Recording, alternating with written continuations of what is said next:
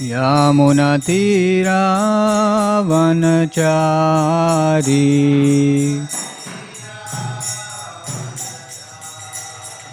Jaya Radha Madhava Kunja Bihari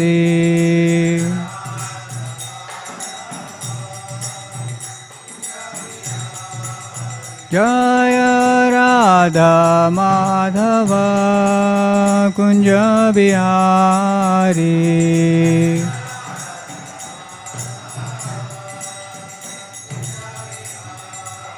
Jaya Gopi Jana Vallabha Girivardhari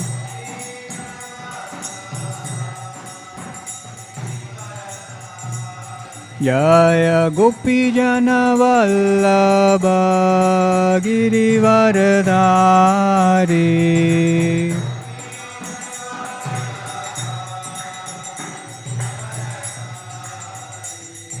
Yashodanandana Vrajjana Ranjana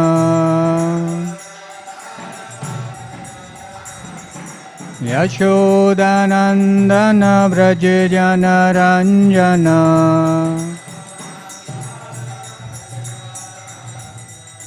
Yamunatira Vanachari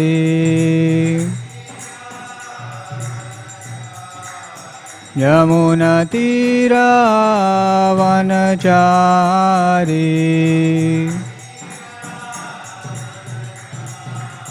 Jaya Radha Madhava Kunja Bihari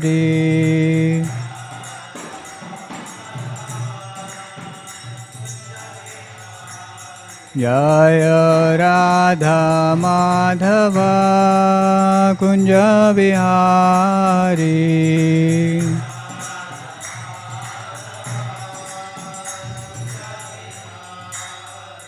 Hare Krishna Krishna Krishna Hare Hare Hare Rama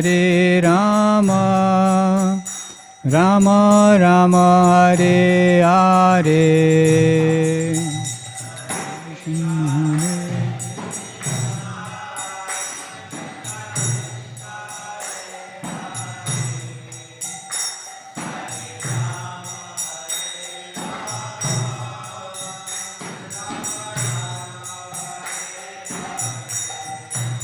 Hare Krishna Krishna Krishna Hare Hare Hare Rama Rama Rama Hare Hare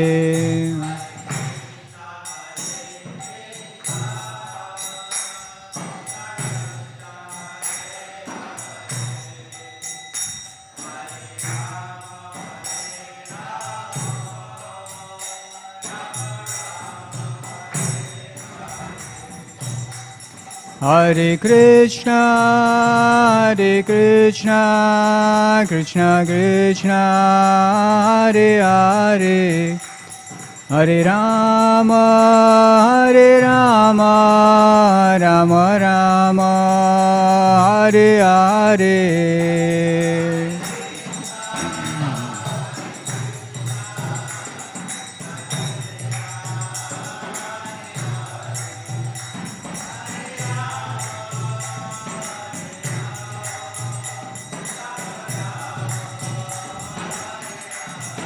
Jaya Prabhupada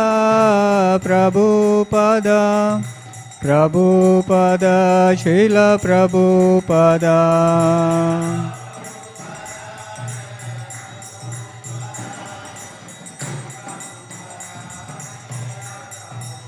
Jaya Jaya Prabhupada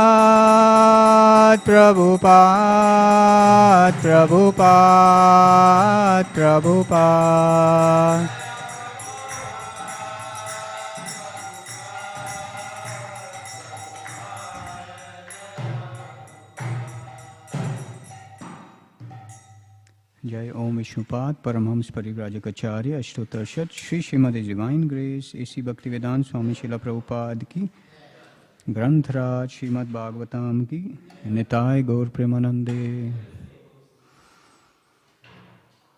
Om Namo Bhagavate Vasudevaya. Om Namo Bhagavate Vasudevaya. Om Namo Bhagavate Vasudevaya.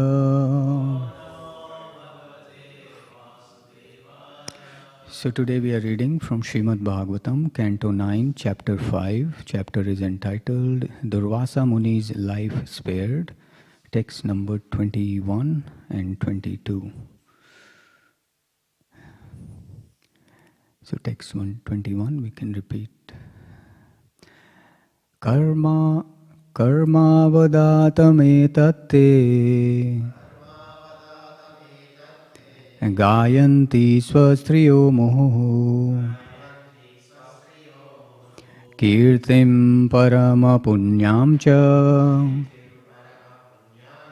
kirtayishyati bhuryam karma vadatametate gayanti swastriyo muhu kirtim parama punyam cha kirtayishyati bhuryam karma vadatametate gayanti swastriyo muhu kirtim parama punyam cha kirtayishyati bhuryam.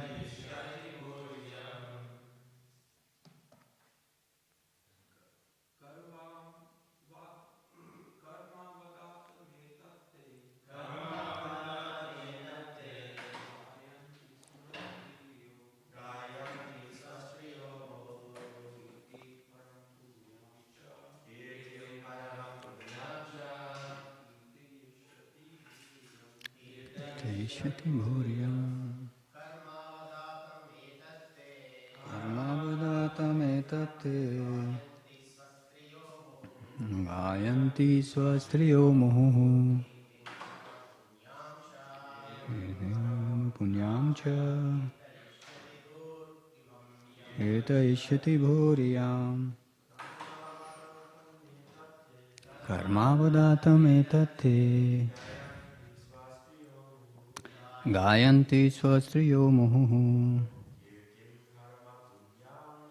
kirtim parama punyam cha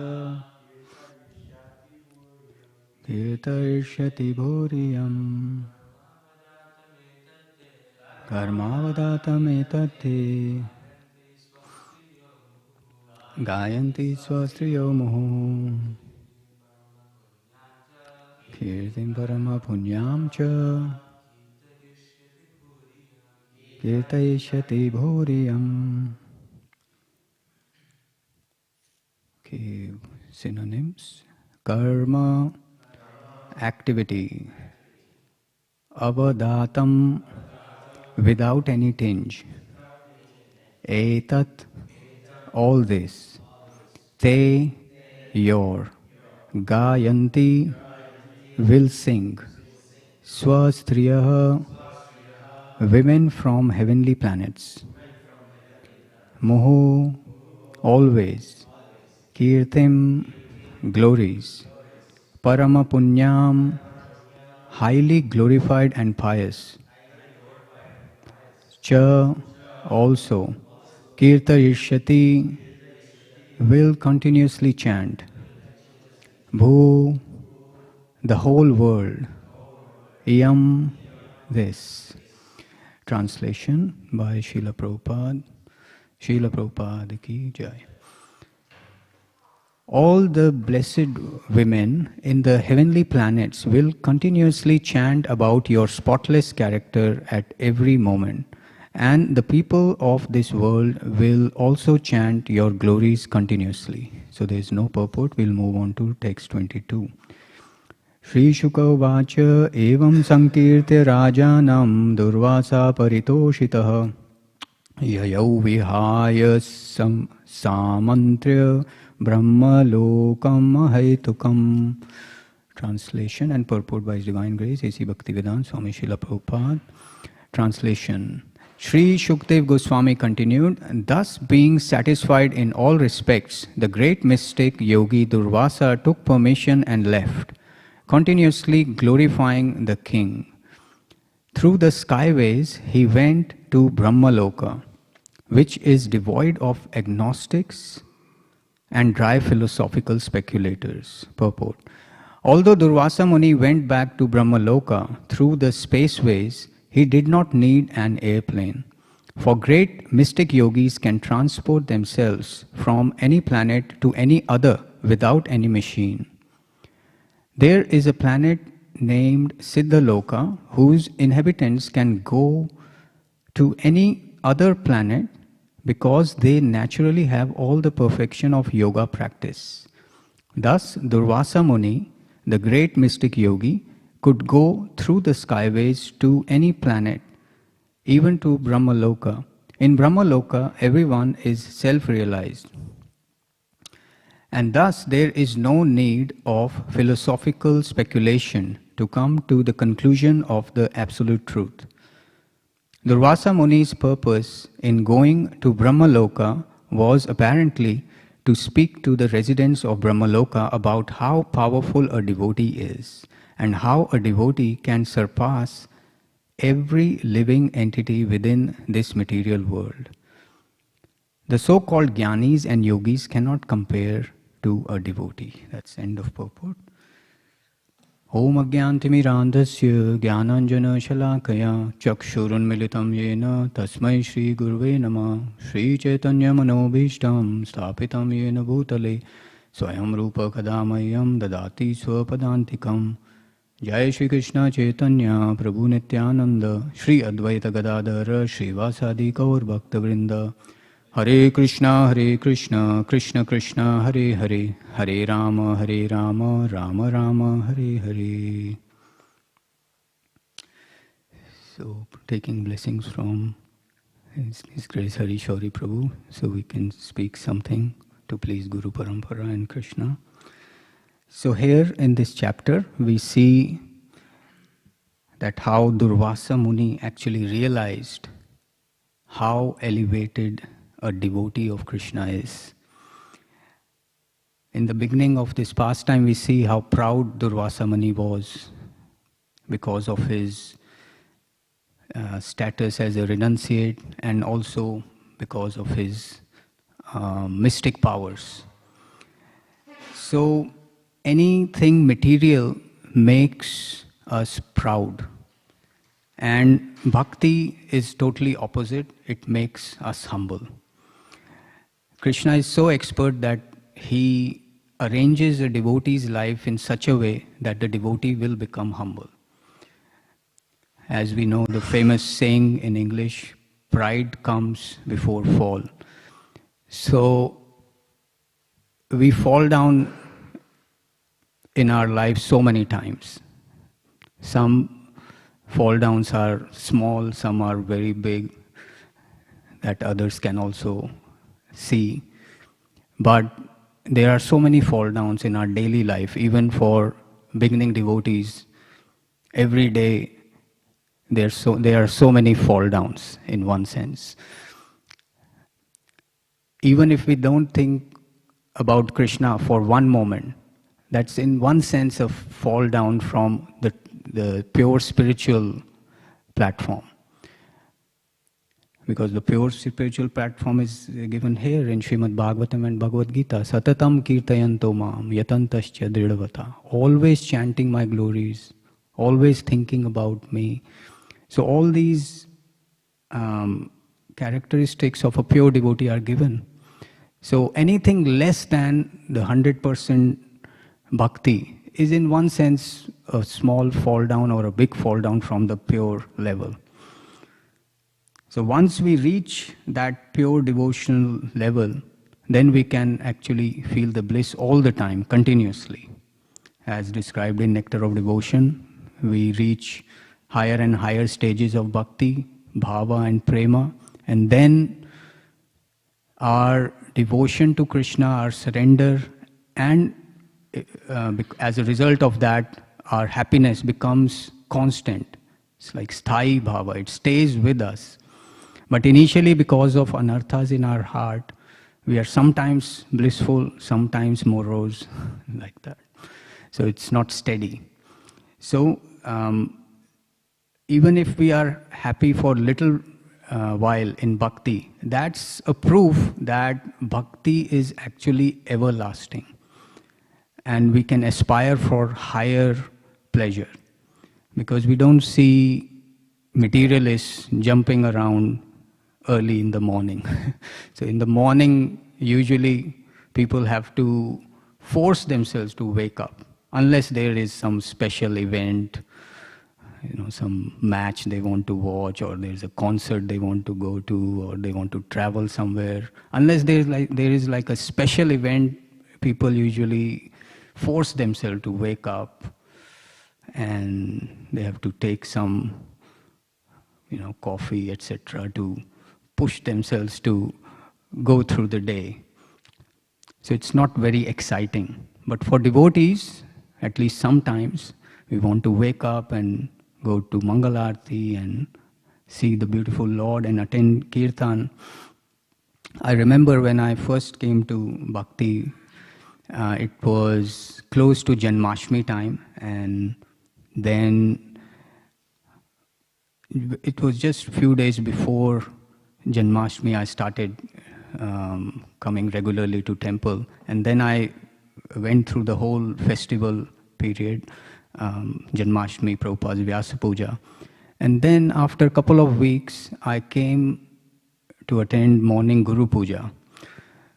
And that time it was just a regular weekday and devotees were doing Guru Puja.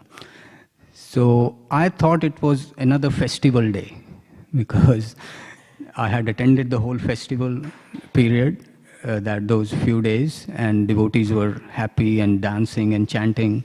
And then I went away for a couple of weeks and I came in the morning and I thought today is another festival. So I asked, there was Krishna Katha Prabhu, I asked him, what festival is there today? He said, there is no festival. This happens every morning. So I was surprised that this is every morning. And over a period of time, actually we become very familiar. Not everyone becomes, but sometimes it happens. We become familiar with morning program and the books or chanting or devotees association. So then we tend to lose that spark that we get in the beginning phases of our bhakti. So that time I thought this is a festival. And actually I was correct, it is a festival. So for devotees, it's a festival every day. Yesterday I was speaking to Zach Prabhu and he was saying some of his family members are into party. And then we were discussing, actually devotees are into party. Who does party right in the morning at 4:30? So that's us, devotees. So this process of bhakti is joyfully performed, susukham kartum avyam. And why is that joy there? That joy is there because we are getting direct happiness in relation to Krishna. And if we do not involve Krishna, if we do not bring Krishna in the middle, in the center of all our activities and thoughts, then we are trying to get indirect happiness. And indirect happiness is not actual happiness. We have to involve Krishna because he is the source of all happiness. He is the source of all rasas. Raso vai saha. He is the source of all rasas. So unless we involve Krishna in our day-to-day activities, then all activities become very dry eventually. And we become bored and we drag ourselves through life. So sometimes in bhakti, also we may feel like that. Oh, there's another day, another morning program, another class, another chanting session, 16 rounds at least. So we drag through it. But that's also for our benefit, because whether or not our attitude is perfect, the service itself or the sadhana itself is purifying, and eventually we'll reach that pure level.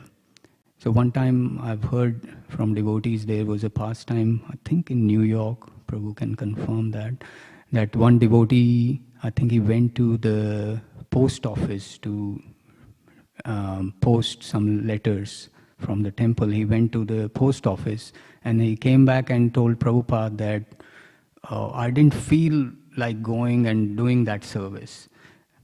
So he was unhappy about it, but not very enthusiastic about doing that service for some reason. So, but Prabhupada asked him, did you actually complete the service? He said, but Prabhupada, I wasn't feeling like it. But he said, did you do the service? He said, yes, I did the service. He said, Prabhupada said, that's good.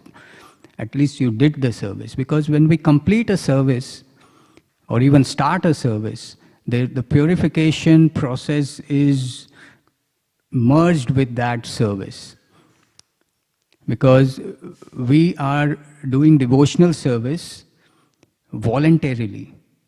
The voluntary devotional service helps us to slowly become purified, and eventually we can realize the real happiness that's there within bhakti. So here we see the example of Durvasa Muni.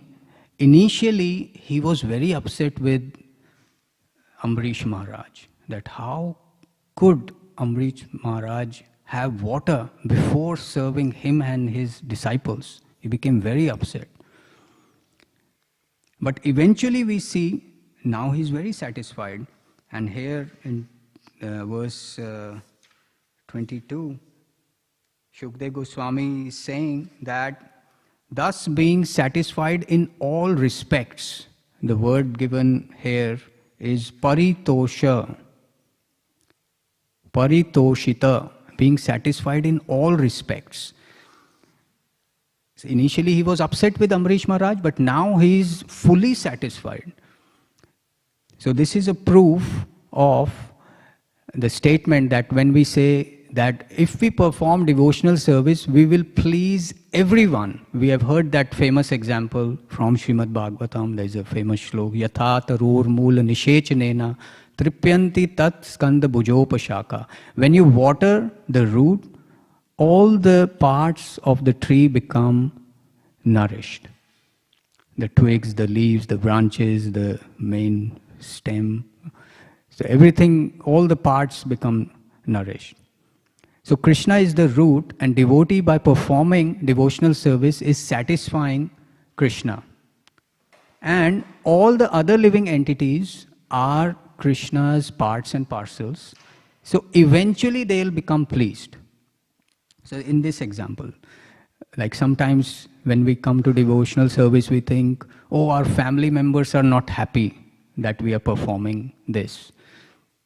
Yesterday, Harishwari Prabhu was mentioning the episodes of deprogrammers, that how parents were not happy and they would employ deprogrammers to kidnap their children and deprogram them. So initially we may think, oh, our parents are not happy, our family members are not happy, our friends are not happy. We don't want to displease anyone. But this example proves that initially they may not like it, but eventually they will become satisfied. By just seeing us doing devotional service, they are seeing a devotee, they are seeing the happiness of a devotee. So eventually it seeps in, and sometimes it may not happen in this lifetime, their lifetime or our lifetime, it may not happen, but it has a lasting effect. Neha vikrama nashosti. By performing devotional service, we are a permanent gainer, and all of those people who we associate with, they will also gain. So same example, very simple example, but very profound. You water the root of the tree, the whole tree becomes nourished. And we put the food in the mouth, goes to the stomach, whole body becomes nourished. So Krishna is the root, Krishna is the stomach. If we satisfy Krishna, then Krishna is satisfied and all the parts and parcel will eventually become satisfied. There is no other way to make others happy. There are so many people trying. People are trying to make their family happy. For some time they become happy, then there is some problem. So that's why the size of the family is reducing, right? Previously, in India and everywhere in the world, there was a system of joint family. The big family and the extension will live together in a bigger house or in a neighborhood, in a village. And everyone in that village knew everyone else. Even now, there are places like that. And then, in that joint family system, it was so practical also because all the tasks were shared. So now the family unit becomes smaller and smaller. So everything has to be done by that small family. It's very impractical. And that's why people are stressed. They don't have time. And they don't have heart-to-heart relationships. There are surveys done throughout the world that how many people you have in your inner circle, say of 5 to 7 people with who you meet regularly or share your life events regularly with. So there's that inner circle is reducing. Previously it used to be big, like 30 people. My father told me that during his summer holidays, he would go to his grandmother's house and all the kids from aunts and uncles would gather there and there would be 30 or 40 people there for whole 2 months and they'll play and enjoy like that. But now it's becoming a rare thing. So our inner circle of close associates, family members, friends is reducing. Virtually it's increasing. You may have so many friends on Facebook or followers or on social media, but those are not real friends, or those interactions are not real. So internet or technology is not a substitute to real heart-to-heart relationship. A real heart-to-heart relationship can actually happen when Krishna is in center. So already this family size is reducing and things are not shared, people have less time. That's why it's becoming difficult to spread bhakti throughout the world. But at the same time, this process of Sankirtan is so powerful and it is relevant for all time, all place and in all circumstances. If Maya becomes very big, so Krishna is even bigger. Maya is only a shadow. Krishna Surya Sam Maya hoy andhakar, jahan Krishna tahan nahi Maya ra adhikar. So as long as we try to face Krishna or have Krishna in our life and help people to have Krishna in their life, then it's all good. Then Maya can not affect us. It's a very simple example from Chaitanya Charitamrita, but it's very profound again. So when you are facing the sun, you cannot see your shadow. Shadow is behind. So if we turn away from Krishna, then it's all darkness. So that's why material things, material activities actually don't satisfy us. And we cannot satisfy others with material activities. So we have to fully actually engage in bhakti. There was a story that some people used to live in the cave and they had some source of light or little light coming from somewhere, and they just saw the shadows and darkness. So they are not aware of the real light which is there outside the cave. So we become like that. In our life, people are engaged in materialistic activities and become very mechanical.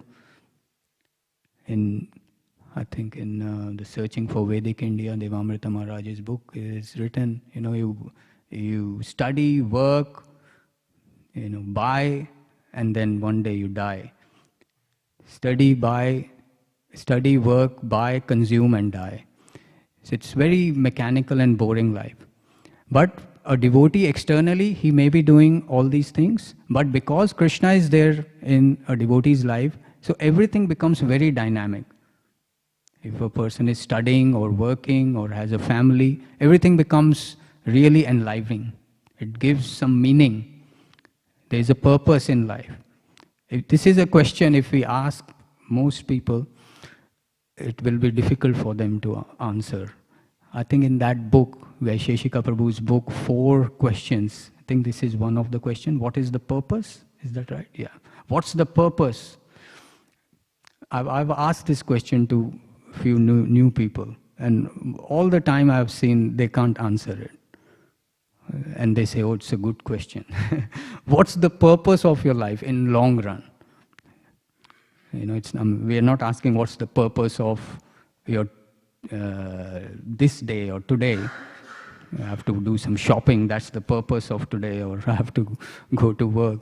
That's not what the question is. Question is, what's the purpose of life? We are working hard and earning and buying and consuming, but where are we going in long run? So people don't know. So that's why we need light from this Bhagavad Puran, so that we can actually grow spiritually.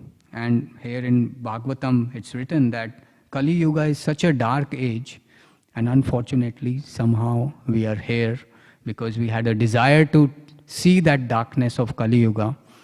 So we are here.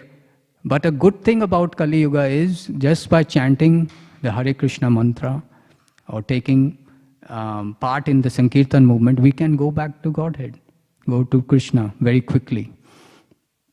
Otherwise, there is no other way. So here also in purport, Prabhupada writes, the so-called Jnanis and Yogis cannot compare to a devotee. So we see Durvasa Muni had all the mystic powers. He could go to Brahma Loka, he could go to Shiva Loka, he could go to Vaikuntha, but he was still not satisfied. He was being chased by Sudarshana disc, and he could not solve his problem. Even though he went to Vaikuntha, he couldn't solve his problem. Sudarshana disc was still burning him. So that proves that just by these processes of jnana, yoga, we cannot achieve perfection. So some acharyas comment in relation to this pastime that a mystic yogi like Durvasa Muni can go to Vaikuntha, because this is a very commonly asked question. How could such an envious person reach Vaikuntha? Because that place is meant for only pure people who are purified of the 3 modes of material nature. But here we saw Amrisha Maharaj exhibited anger, which is in mode of ignorance. But he could still go to Vaikuntha. How is that? So acharyas say that he could go there, but he could not stay there. So it's like that.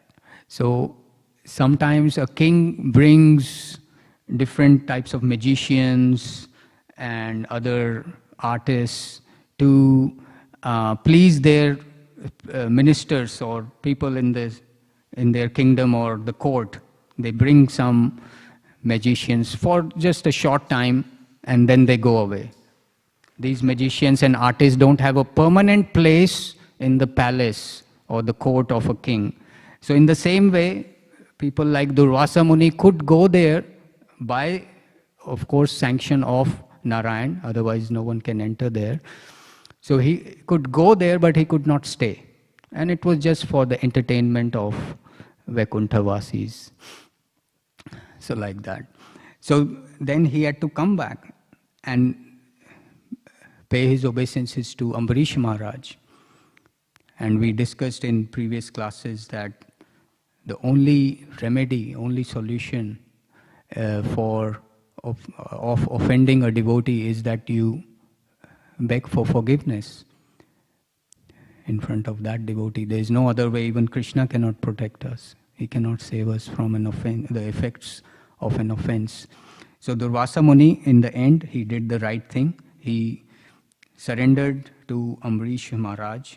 And Ambarish Maharaj is such a perfect example of a devotee. He is fully satisfied and he did not take the offense. There is one verse in first canto in relation to Parikshit Maharaj, when he was cursed by the Brahmana boy.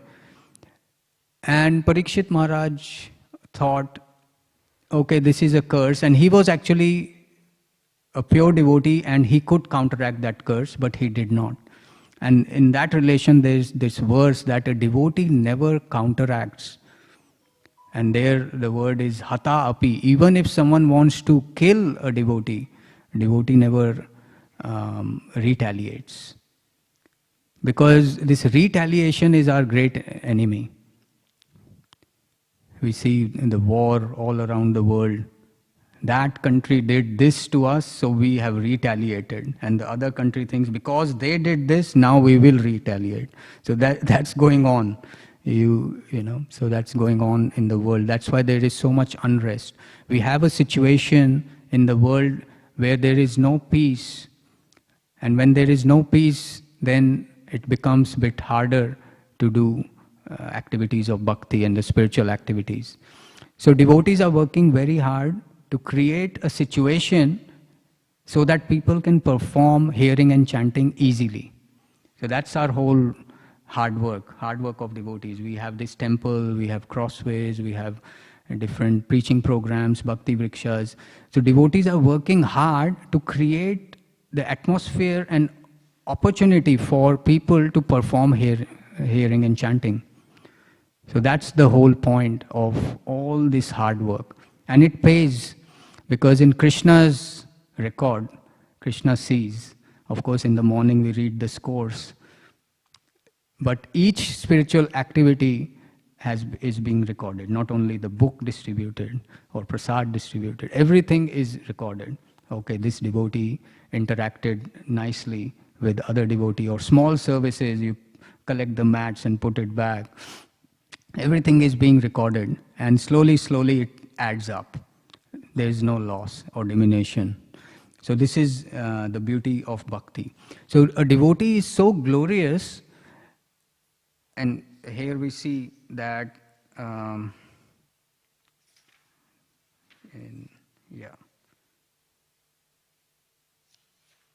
in the text 21, all the blessed women in the heavenly planets will continuously chant about your spotless character at every moment.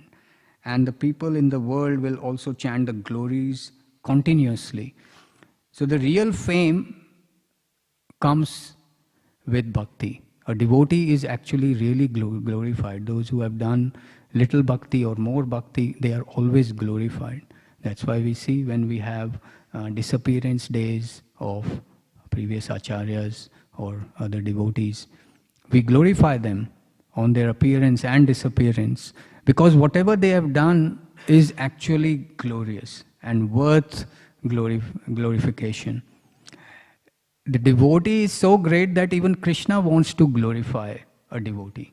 That's why there is a competition. There is a transcendental competition between Krishna and devotees.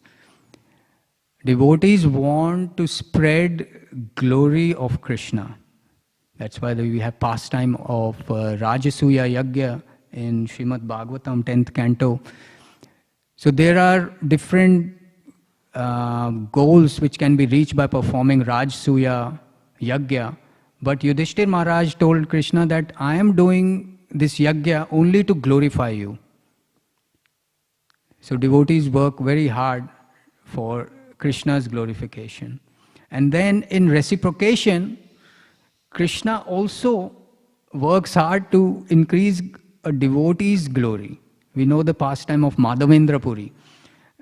When he went to Remuna and there was Gopinath deity, and just momentarily he thought that this wonderful sweet rice that is offered to Gopinath, it would be so nice to offer the same or similar sweet rice to Gopal in Vrindavan, Govardhan.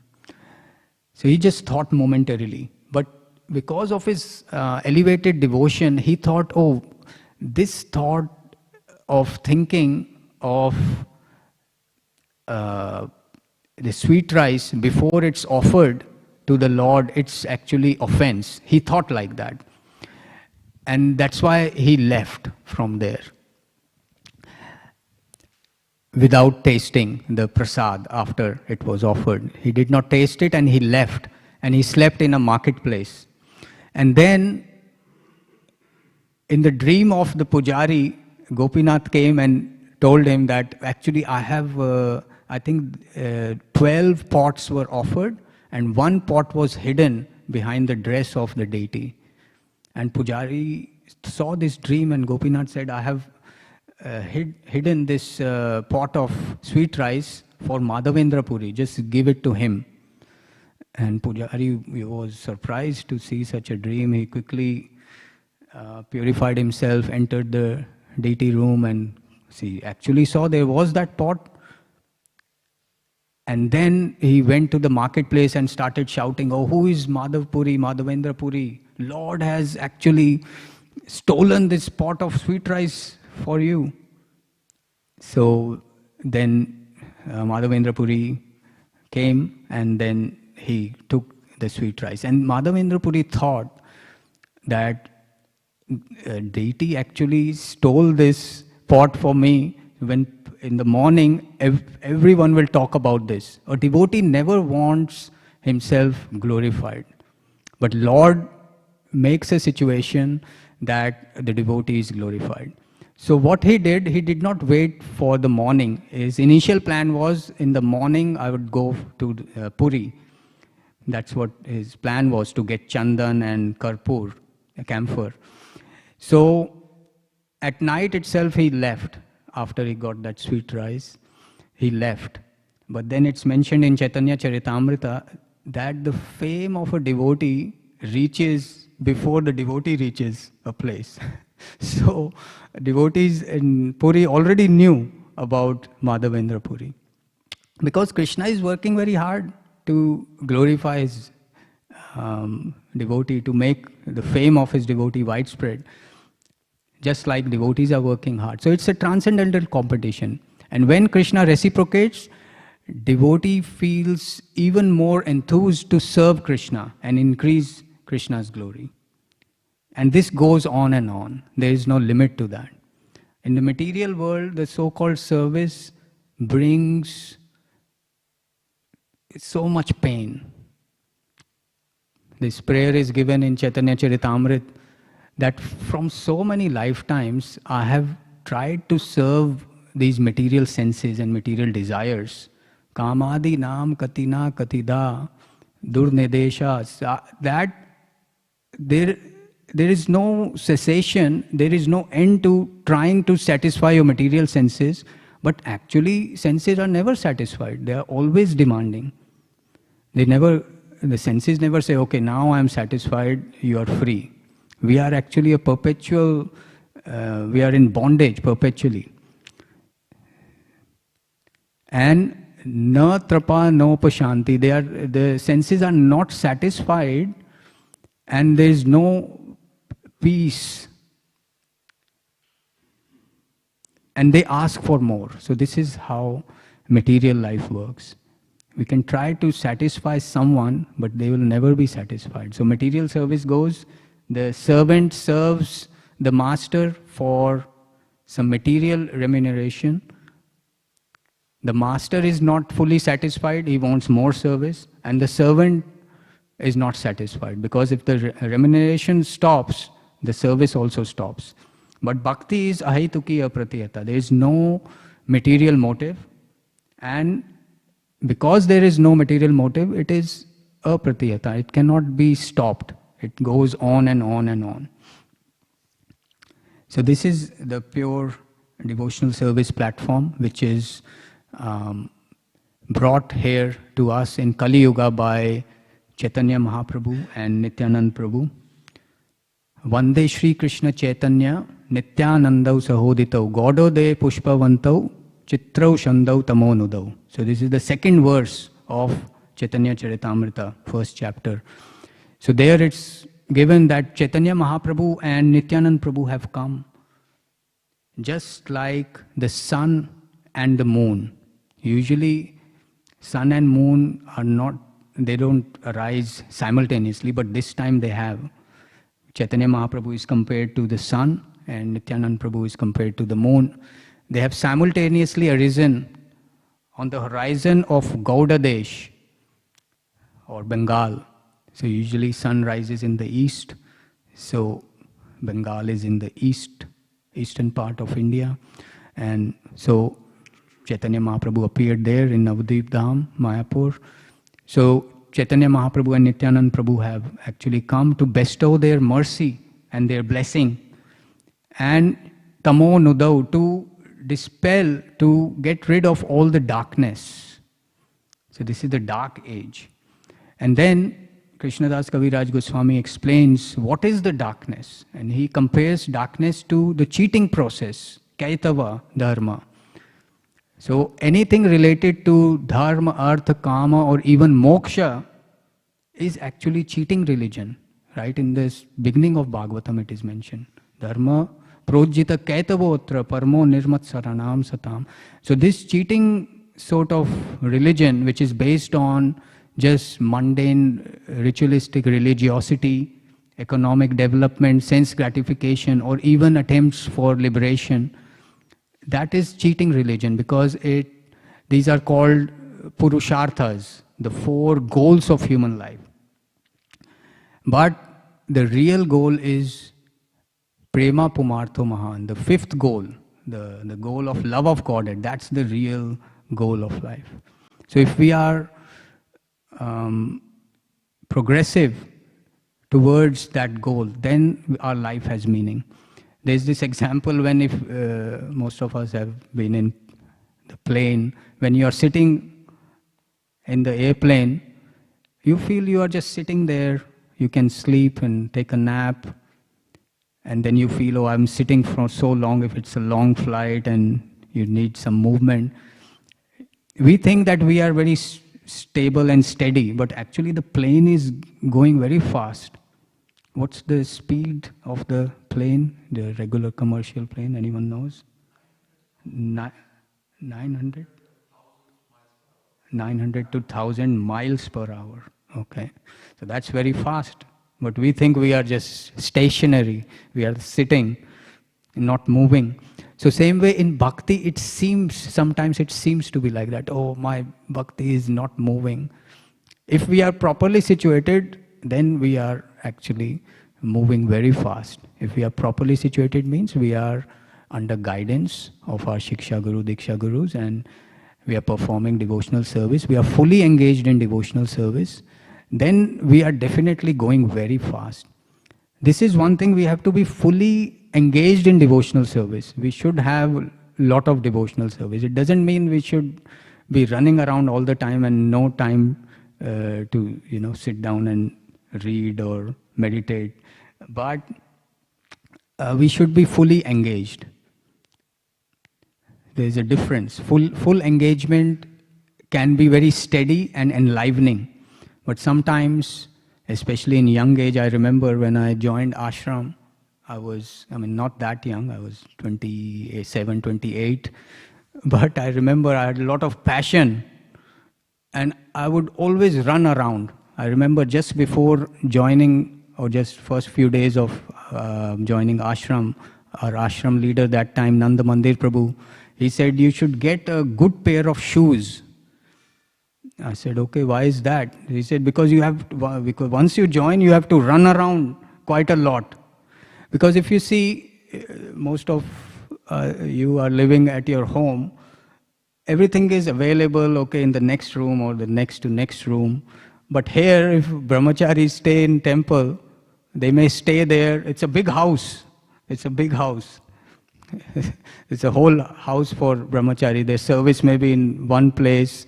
So we have to think that, okay, we are going to that part. Have we taken everything, mobile, charger, everything? Otherwise, you have to come back. It's a big house. So Nanbandir Prabhu said, get good pair of shoes, you would have to run around. And I had a lot of passion that time. So I thought, that's good. And I got a good pair of shoes and we were running around all the time. And there was so much passion and some energy and running around here and there. And then one time I was very tired. My mind was reeling, kind of. When I was in the study room in our ashram, I was sitting like that. I put my head against the wall, and then another brahmachari that time, Jai Nitai Prabhu, he came and he was surprised to see me sitting there just peacefully. He said, because he saw me first time sitting. We were in same ashram, I was always running. So he said, what, is everything okay? He actually had concern. Is your health okay? You are sitting like that? Because he never saw me sitting like that. So that time, of course, a lot of passion was there. So in one sense, doing devotional service in passion is also purifying. But we have to understand, full engagement means engagement with guidance. So if it's under guidance, then we can be fully and properly engaged in devotional service. And then we'll feel the joy and bliss of bhakti. If we are morose all the time, then it means our application may not be correct. There's some big problem. One time I think Prabhupada told one devotee, of course with love in his heart, he said that, oh, take your morose face away, something like that. So, because he wanted to point out that if we are morose all the time, it means there's some problem in application. Sometimes, of course, because of unsteady nature in the beginning, due to presence of anarthas, we may be morose for a little bit, but then there's always next prasadam time. There's bliss. The next feast is coming up. Narsimha Chaturdashi is coming up, this Sunday. And today is Ekadashi. So there's a festival. Every other week there is some festival.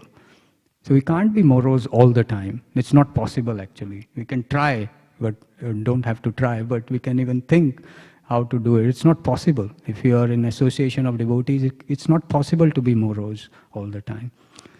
So from the example of Amrish Maharaj and Durvasa Muni's pastime, we learn that by application of bhakti, we can please Krishna and we can please all the living entities in the whole universe. So I'd like to end there and see if Harishori Prabhu has any comments or any questions from others.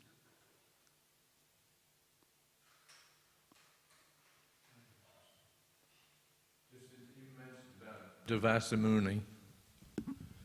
You mentioned about Devasa Muni going up to Vaikuntha. So he again came down. So he was in Kunta. He went to Vaikuntha. But why he had to come back down again? Did he actually go to Vaikuntha at all? Right. So that's what from my understanding, that he could go there, but he couldn't stay there for long. He had some special privilege to at least go there, but not stay there. All right. And that one comment I heard from senior devotee, that sometimes Narayana may allow, just like a king may bring some artists to the courtroom just for the time being, to entertain. And that's one thing I heard in this relation. Yeah. But if you want to say anything on that,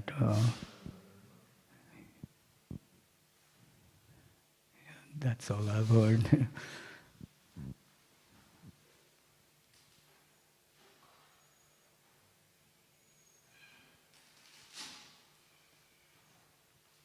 other comment from Prabhu? Anyone else wants to has a comment or question? Yes, Veerchandra Prabhu. Hare Krishna. Prabhu. Hare Krishna. Prabhu, you mentioned about the retaliation, that in Bhagavatam you said that devotee does not even retaliate when someone is going to kill the devotee. But yes, Mahabharata is the plan of Krishna, but if you see the nature of the reason is retaliation, because they were not given even the 5 villages, so retaliation was there. So, and then you related that to the today's time. I mean, obviously we don't want to go into politics and all, but they gave the example of this country, basically India and Pakistan. So I just feel that retaliation is not always wrong, in a way, because if you are a Kshatriya by nature, how you can avoid this retaliation? And this, Yeah. I'm sure you got my point. Yes, so very good point you raised. When we should retaliate and when we shouldn't. So basically, the war of Mahabharata, we cannot compare it to any modern warfare, because those were Vedic times and the wars were fought according to the Vedic rules. I was reading the pastime of fight between Bhimasen and Jarasandha. The whole day they would fight with each other, and at night they were like friends and sit together and have dinner. So we cannot imagine what sort of culture is that.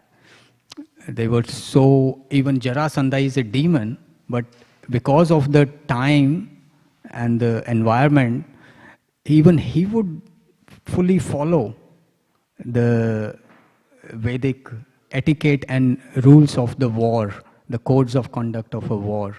But these days wars are very different.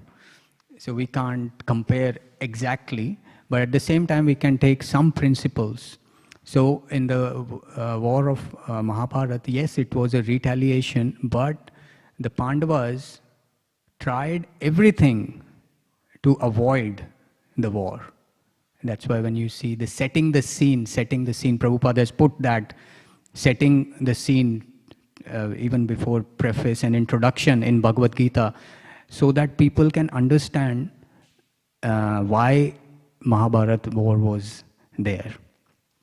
Because most people come to spirituality for peace, and now we are promoting Bhagavad Gita as the main book, which is based on war. So it becomes very difficult for people to understand that. So that's why Prabhupada wrote that, setting of the scene, how this war came about. So there it's written that everything they tried, and even Krishna went himself as a peace messenger, but still they were bent on fighting. That's why they had to. So after trying everything, if someone is bent on fighting, then the politicians or the army has to do something. So those principles are there. So as devotees, Gokuleshwar Prabhu was also answering the same point, that we don't have to attack, but we can defend, like that. So under guidance of seniors. So most of the time, actually, retaliation can be avoided. Most of the time. And the pastime of Jagai Madhai was also mentioned, that this is not the age of killing the sinner. We have to kill the sin. Because if we want to kill the sinner, then there will be no one left in the world. So everyone is a sinner who is following 4 regulative principles.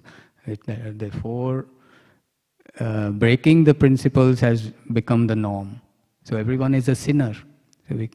So killing the sinner will get rid of everyone. And there's another English saying, an eye for an eye makes the whole world blind.